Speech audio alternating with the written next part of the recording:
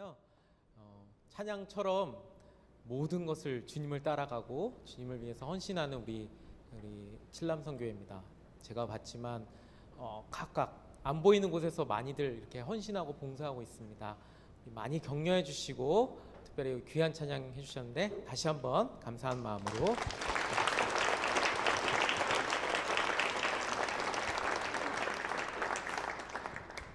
말씀 함께 봅니다. 우리 인생길을 표현할 때 흔히 사용하는 말 가운데 하나가 인생은 순례길이다 라는 표현들을 자주 사용합니다. 그렇죠?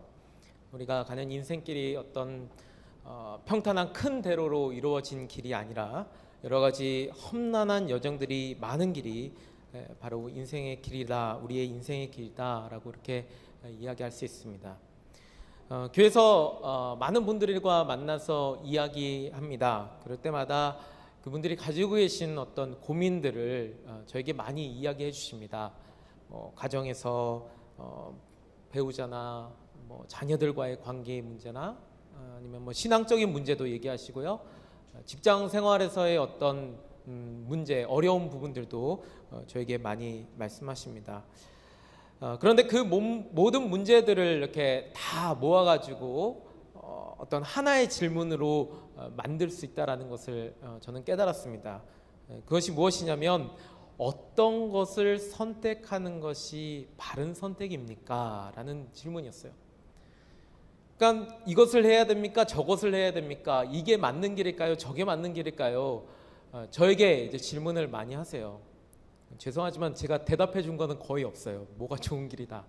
참 어려운 문제입니다. 저도 어렵고 여러분들도 다 그 어려운 문제일 것입니다. 여기 칠남선교회 분들도 당연히 그런 문제 속에서 살아가고 있을 거라고 생각합니다. 무엇이 바른 선택인가? 우리는 늘 그 문제를 가지고 우리의 삶을 살아가고 있죠. 오늘은 바로 이 부분에 대해서 우리가 말씀을 통해 함께 생각해 보려고 합니다. 무엇을 선택해야 바른 선택인가? 그런데 제가 말씀을 쭉 준비하면서 느낀 것이 이게 정말 답이 될까라는 생각을 하게 됐어요. 왜냐하면 여러분들이 생각하는 어떤 답과는 좀 다른 관점에서의 답이 저에겐 나왔기 때문입니다. 그래서 어떻게 보면 이게 답이 안 될 수도 있을 것 같다는 생각도 했습니다. 하지만 그럼에도 여러분들에게 꼭 권해드리고 싶은 것은 한번 말씀을 깊이 보시면서 이 점에 대해 정말 하나님께서 나에게 원하시는 것이 무엇인지 깊이 생각해보는 그런 시간 되었으면 좋겠습니다.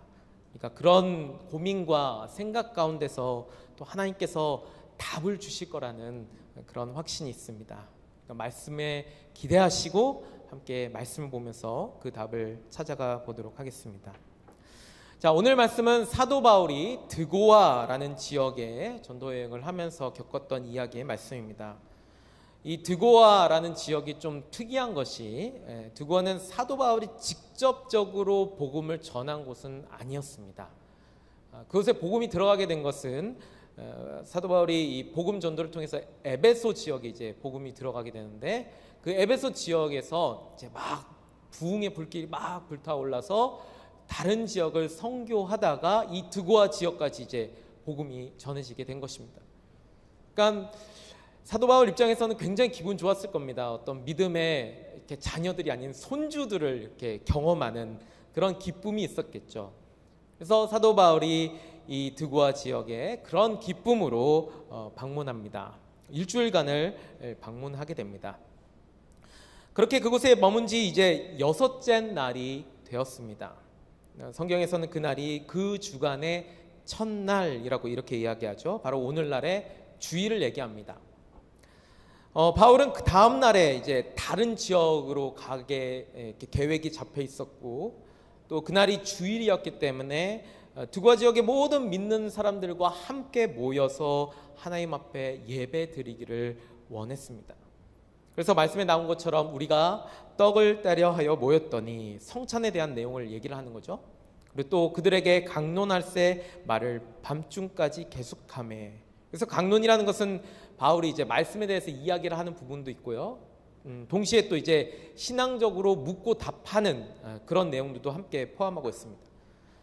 그런 시간들이 이제 밤새도록 이렇게 진행되었다는 것이죠. 이와 같은 예배의 모임, 또 말씀의 모임이 두고아에서의 그 사도 바울의 마지막 밤을 보내게 됩니다. 자, 그런데 그렇게 예배의 그 모임, 말씀의 모임이 진행되다가 사건이 발생합니다. 9절 말씀에 유두고라 하는 청년이 창에 걸터 앉아 있다가 깊이 졸더니 바울이 강론하기를 더 오래 하매 졸음을 이기지 못하여 3층에서 떨어지거늘 일으켜보니 죽었는지라. 자, 유두고라는 한 청년이, 여기서 청년이라는 것은 지금의 청소년들 정도를 말합니다. 우리처럼 뭐 대학을 가는 그런 위치에 있는 사람들이 아닌 뭐 14살, 15살 정도 되는 그런 청소년들인데, 이 청년이 말씀을 듣기 위해 이 모임에 참여합니다. 이 청년은 아마도 노예 신분인 것으로 추측이 됩니다. 왜냐하면 그의 그 이름 때문이었습니다. 유두고, 본래 뜻은 복되다, 다행이다 라는 뜻을 가지고 있는데, 실제 이 이름은 노예 신분을 가졌던 사람들이 주로 사용했던 이름이라고 합니다. 좀 특이하죠?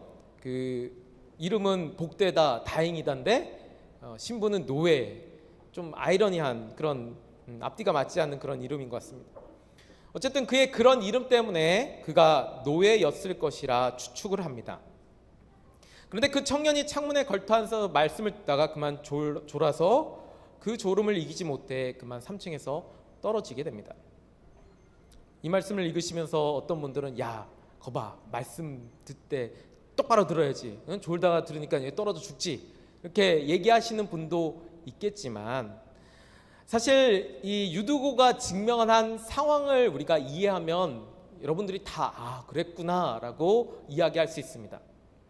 앞에서도 이야기했지만 그는 노예 신분에 있었던 사람이었습니다. 그러니까 낮 동안에 엄청나게 많은 육체적 노동을 했다라고 추측할 수 있겠죠.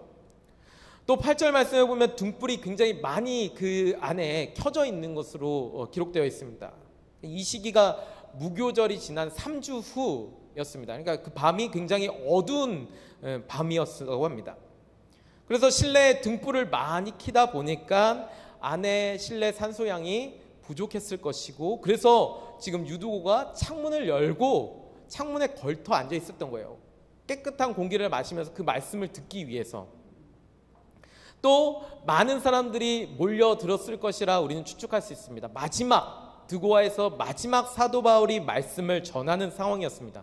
당연히 그 지역에 있는 모든 믿는 자들이 함께 모여서 말씀을 들었던, 그러니까 그 안에 엄청 덥고 인파로 붐비고 그랬던 그런 상황이었던 것이죠. 만약 여러분들에게 이런 환경 속에서 예배 보라고 하면 아마 성질 내실 겁니다. 어떻게 예배를 보라는 거야? 아마 이러면서.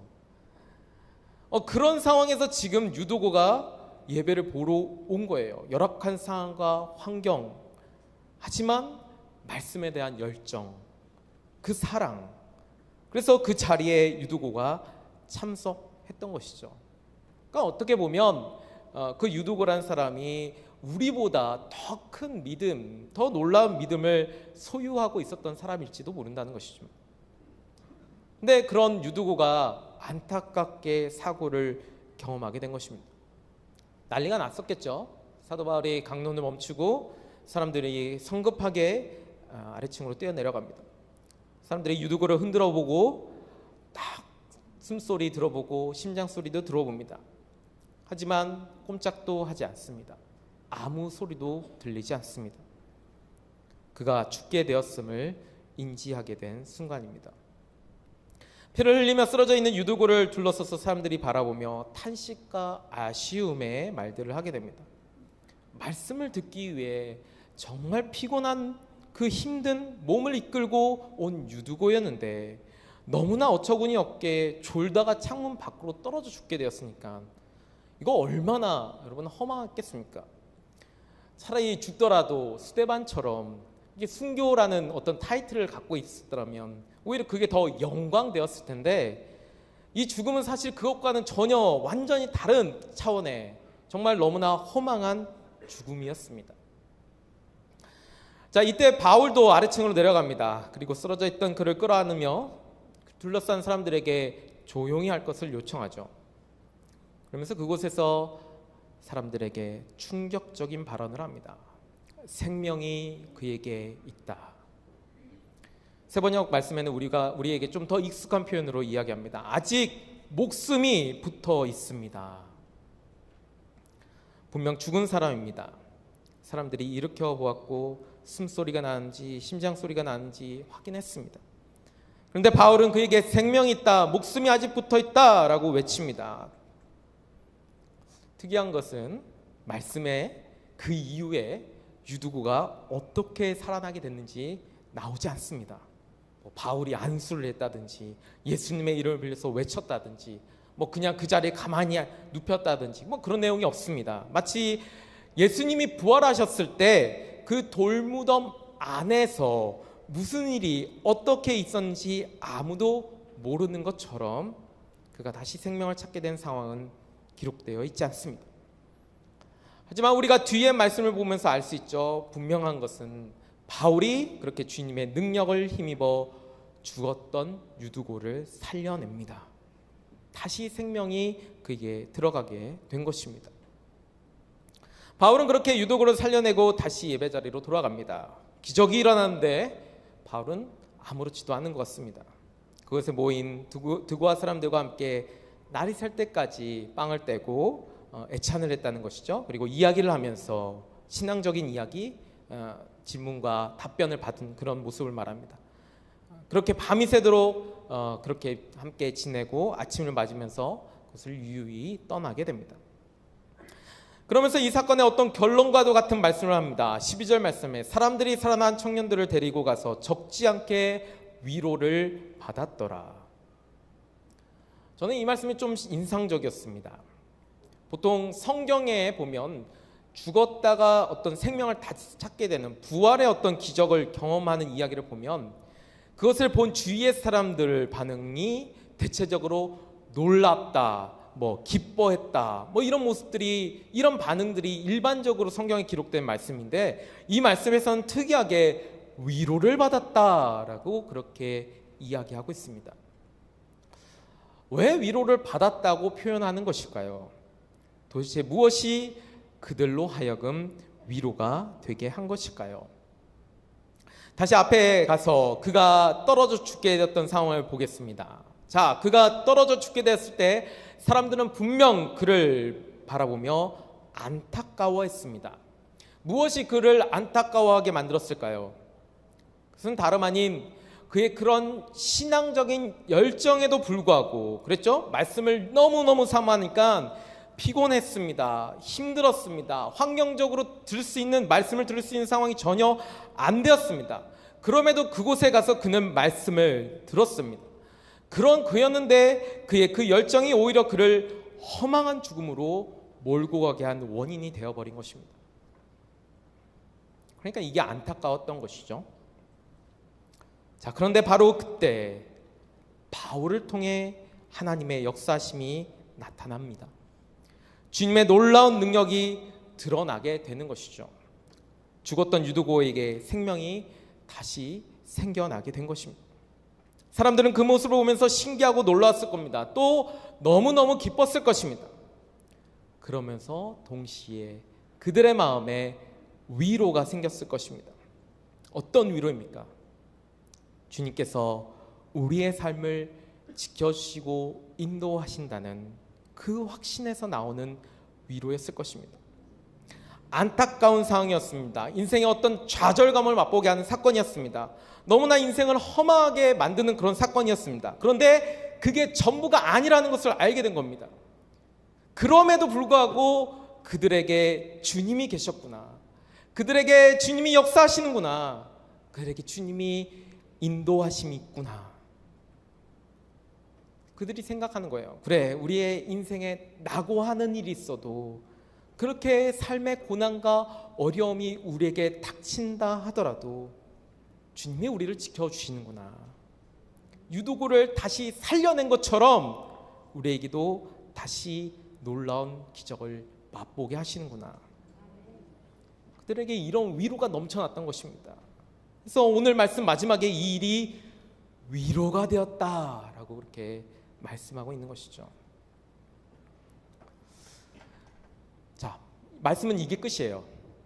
말씀을 보시면서 이게 무슨 인생의 선택과 관련된 말씀이냐고 물어보실 수도 있을 겁니다. 그렇죠? 이게 무슨 어떤 하나님의 기적으로 사람이 다시 살아나는 이야기인데 이게 무슨 선택에 관련된 문제입니까? 근데 말씀을 자세히 보면 이게 아주 인생의 선택의 문제와 깊은 연관성이 있습니다. 자, 여러분들에게 물어보겠습니다. 유두고가 말씀을 들으러 간 것이 옳은 선택입니까? 안 간 것이 옳은 선택입니까? 여러분이 만약에 유두고였다면 여러분은 어떤 선택을 하겠습니까? 우리는 사실 결론을 알고 있어요. 그죠? 그게 가가지고 놀라운 기적의 체험을 했기 때문에 당연히 간 게 더 좋죠 라고 얘기할지는 모르겠어요. 그런데 만약에 우리가 결론을 모르는 상황이었다면 여러분은 어떤 선택이 올바른 선택이라고 얘기할 수 있을까요? 만약 누군가 저에게 이 질문을 한다면 저는 이렇게 답변할 겁니다. 가는 것이 올바른 선택입니다. 그런데 가지 않는 것도 올바른 선택입니다. 어떻게 그렇게 이야기할 수 있을까? 그것은 그가 그곳에 갔던지 안 갔던지 간에 그는 예수님께 붙잡힌 바 된 삶을 살아가고 있기 때문에 그의 선택이 어떤 것이든 간에 옳은 선택이라고 얘기할 수 있다는 것입니다. 그곳에 참여함으로 놀라운 일이 일어났습니다. 하지만 반대로 가지 않았다 하더라도 분명히 예수님은 그를 통해서 또 다른 놀라운 일들을 계획하시고 일으키셨을 겁니다. 왜 그렇습니까? 그는 주님께 붙잡힌 바 된 삶을 살았기 때문입니다.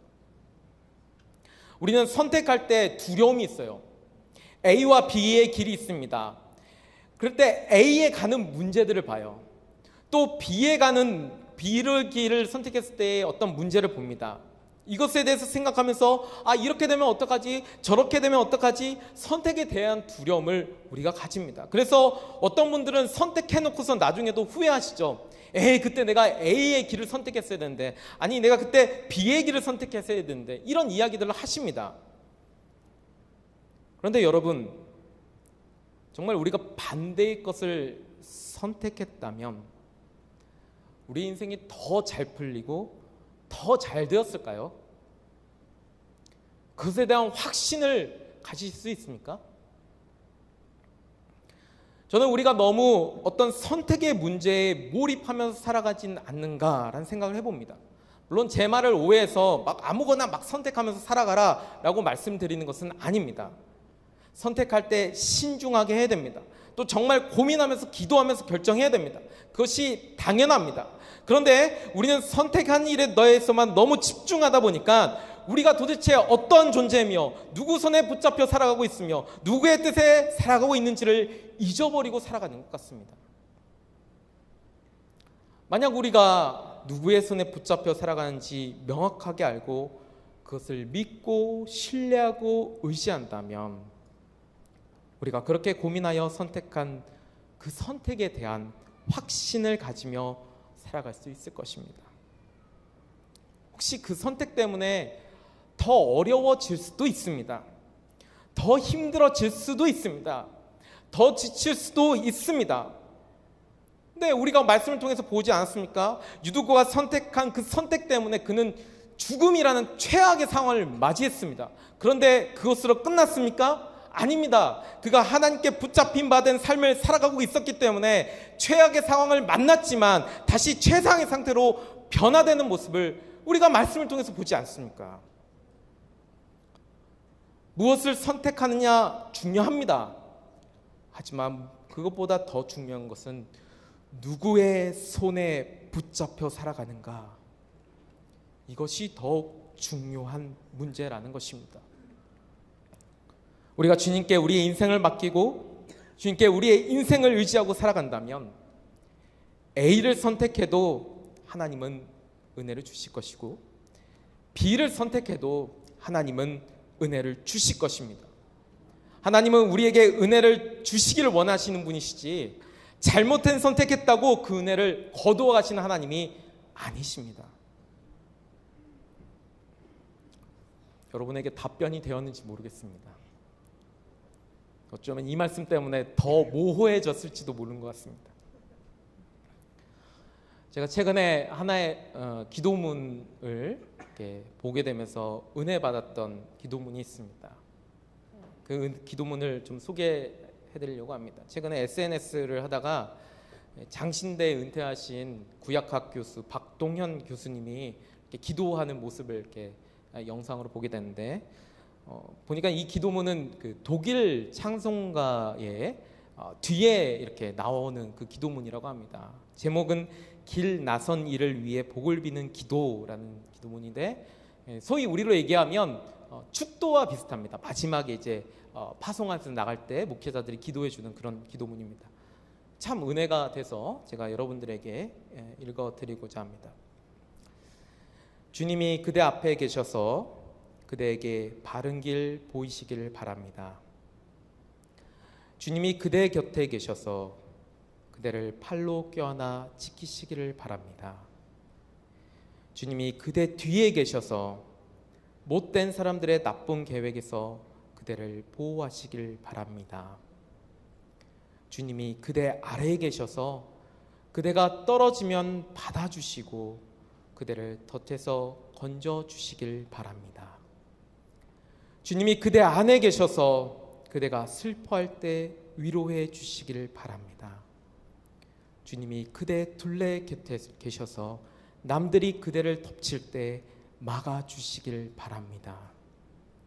주님이 그대 위에 계셔서 그대에게 복 주시길 바랍니다.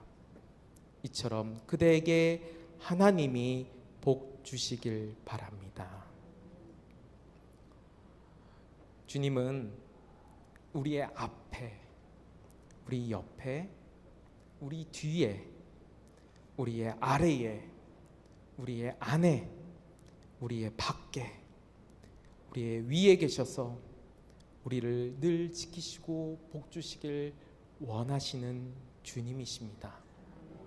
우리가 어느 길을 가더라도 그것이 진정 우리가 주님을 의지하고 그 의지 속에서 선택한 길이라면 그곳에는 분명히 주님이 우리에게 준비해 주신 그 은혜가 있을 것입니다.